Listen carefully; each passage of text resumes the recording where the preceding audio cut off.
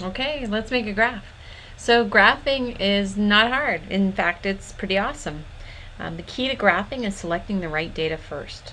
So here I'm going to click on a blank cell, and you're probably thinking, well, why are you doing that? Well, I have to select these geographic areas and then go down to get the numbers. So I'm selecting the area, the amount, as well as the category. I'm leaving out all the totals because the totals throw your graph off.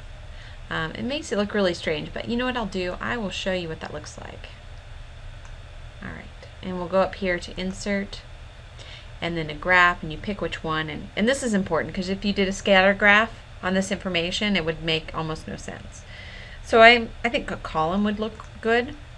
And click and pick a column, and we'll go with this one here. All right, there is my graph. And you can see here on the category totals, everything is huge. And I can't even see what these little ones are here because it's so dominated by this one.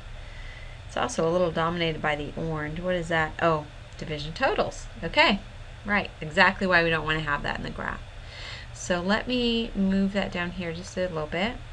And I can grab this blue box here, which is where the data is being pulled for the graph. Let me move this graph up a little more and see if I can shrink it. Sometimes you can grab this, and so I'm changing it to just the north, the areas, the total, and then the categories here.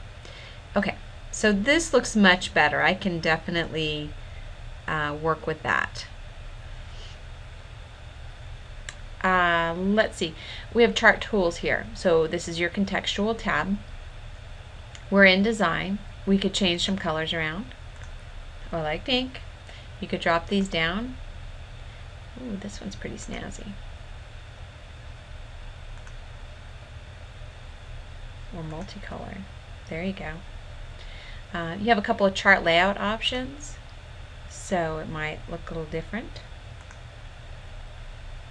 There's one. Axis title, so those would, I guess you'd have to type those in. I'm not too familiar with that. I'm going to do Control Z to undo that and go back to where I like that one. You can switch the rows and the columns, so I'll put the actual items on the bottom and the locations in the color. You can change the chart type if you decide you don't like what you have. There you go, a little different look. Okay. On your move chart options, you can move it to a new sheet.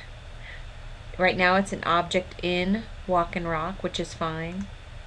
You can move it into one of these other 3 sheets that are within this workbook.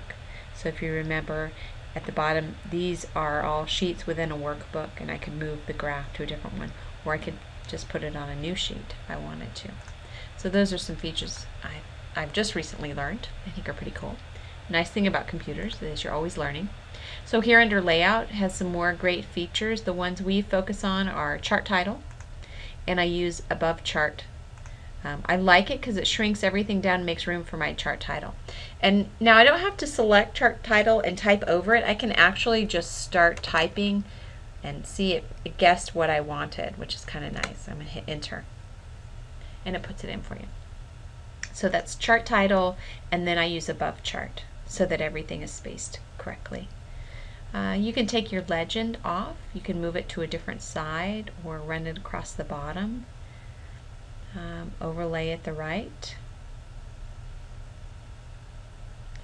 So I'm going to leave it where it is. I kind of like it. There's plenty of information over here. I think it's good where it is.